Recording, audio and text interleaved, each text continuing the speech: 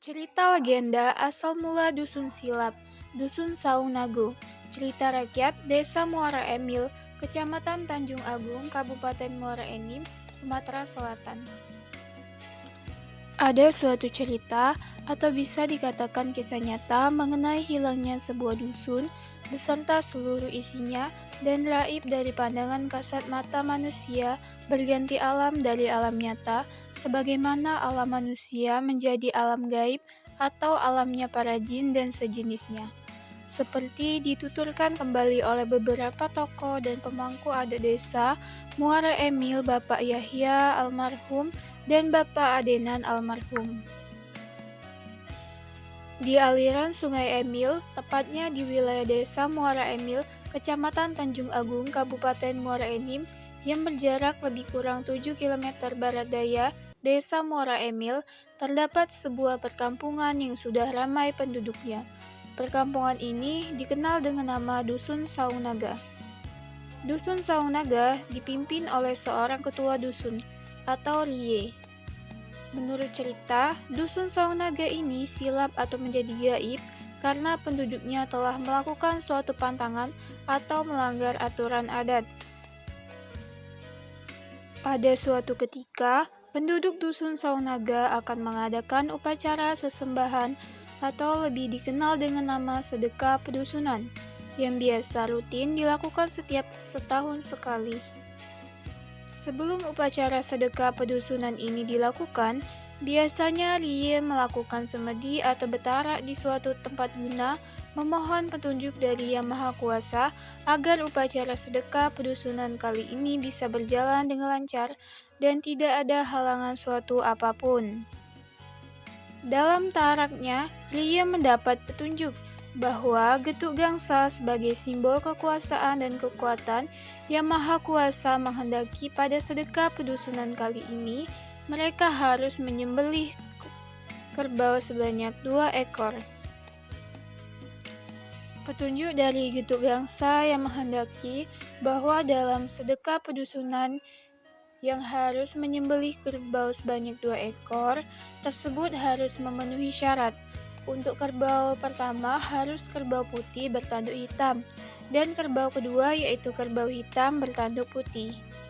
Setelah dimusyawarahkan kepada semua penduduk, akhirnya disetujui untuk menyiapkan dan mencari kerbau sebagaimana yang dihendaki oleh getuk gangsa. Dalam usaha mencari kerbau yang dihendaki oleh getuk gangsa, rupanya tidaklah mudah. Segala daya dan upaya, segenap penduduk dikerahkan untuk mencari kerbau hitam bertanduk putih. Sebab kerbau putih bertanduk hitam sudah didapatkan dan tinggal menunggu untuk disembelih saja. Pada suatu hari datanglah seorang pemuda yang sudah terbilang bujang lapuk atau bujang tua menghadap kepala dusun atau Rie, dan si bujang tua tersebut menyampaikan usul bagaimana cara mengatasi kesulitan yang dialami oleh penduduk Dusun Saung Naga dalam mencari kerbau hitam bertanduk putih. Dengan muka berseri-seri, seluruh penduduk Dusun Saung Naga dari yang besar, kecil, tua, muda, laki-laki, dan perempuan semua ramai berkumpul di Balai Agung untuk menyaksikan acara penyembelihan kerbau sebagai tanda acara sedekah pedusunan akan segera dimulai. Segala sesuatunya telah dipersiapkan, termasuk getuk gangsa, yang merupakan sejenis kentongan terbuat dari logam campuran antara besi, tembaga, dan nikel, dipercaya mempunyai kekuatan dan kesaktian yang sangat dikeramatkan oleh penduduk Dusun Saung Naga di kala itu. Akhirnya kedua ekor kerbau disembelih dan darahnya dilumurkan ke badan getuk gangsa sebagai simbol bahwa permintaan getuk gangsa telah dilaksanakan. Daging kerbau yang telah disembelih sebelumnya dibagi-bagikan kepada seluruh penduduk secara merata. Si bujang tua yang telah memberikan saran sebelumnya dengan harap-harap cemas menunggu pembagian jatah daging kerbau di pondoknya, karena ia tidak bisa pergi ke Balai Agung seperti penduduk desa lainnya. sebab sedang menjaga ladang padi yang sebentar lagi akan dipanen. Setelah sekian lama menunggu, hari pun beranjak sore. Namun, daging kerbau yang ditunggu-tunggu tak juga datang. Dengan rasa jengkel dan kesal, si bujang tua berkata dalam hati, "Oi, inilah kalau jeme sareu.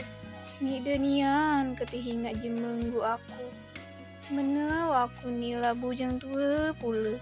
Dehet nian bagian hidup." Si bujang tua, dengan sedikit sisa-sisa kesabaran, ia masih berusaha untuk menunggu pembagian jatah daging yang tak juga datang.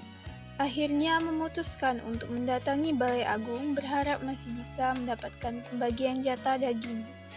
Namun, apa daya, jangankan daging kerbau, orang-orang pun sudah sepi, sudah kembali ke rumah masing-masing, yang tinggal cuma getuk gangsa.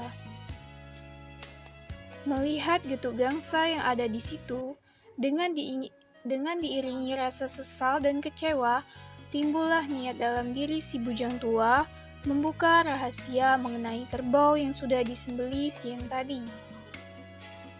Dengan segenap perasaan yang mendalam, si bujang tua bertutur, "Oi, getuk gangsa, beseengan ni lah dibudikan ni oleh jema dusun ini. Bese kerbau hitam bertanduk pote tu, tandukna tu dicucui jema ngan kapuh. Dan mi kerbau putih bertanduk hitam tu, tandukna tu dientak jema ngan ahang." Setelah penuturan si bujang tua di hadapan getuk gangsa, terjadilah keanehan. Getuk gangsa yang tadinya hanya sebuah benda mati, berubah wujud menjadi seekor naga raksasa dengan suara yang nyaring dan membahana. Naga raksasa tersebut melentingkan diri, melompat dan terjun ke Sungai Emil dan membuat sebuah terowongan di bawah sungai yang konon menurut ceritanya, terowongan tersebut bermuara di desa Tanjung Lalang. Meskipun penduduk dusun Silap sudah berbeda alam, pada sekitar kurun waktu tahun 1942 hingga tahun 1970-an, sewaktu masih penjajahan Jepang, para pejuang kemerdekaan yang kebetulan sedang berada atau bergerilya di lokasi dusun Silap tersebut, atau penduduk setempat seperti penduduk desa Muara Emil, Tanjung Agung, Matas, Paduraksa, Pagar Dewa, dan sekitarnya masih bisa berhubungan dan berkomunikasi dengan penghuni dusun Silap. Hal ini dibuktikan jika kebetulan sedang berada di lokasi dusun Silap tersebut saat membutuhkan alat untuk memasak atau membutuhkan piring dan cangkir, tinggal bertutur, "Oi, jema dusun ini, pela pinjami kami piringan cangkir, kami kelupaan bawan di rumah." Perkataan yang sebelumnya dituturkan mengenai keinginan tersebut akan muncul seketika. Namun tetapi setelah alat perabotan tersebut telah selesai digunakan, harus dikembalikan lagi ke tempat semula. Tapi sayang, hal-hal tersebut sekarang tidak bisa lagi dilakukan. Hal ini disebabkan oleh keserakahan dan ketamakan manusia itu sendiri. Banyak alat dan perabotan milik penduduk dusun Silap setelah dipinjam tidak dikembalikan lagi, sehingga mungkin membuat mereka marah dan tidak mau lagi berhubungan dengan bangsa manusia.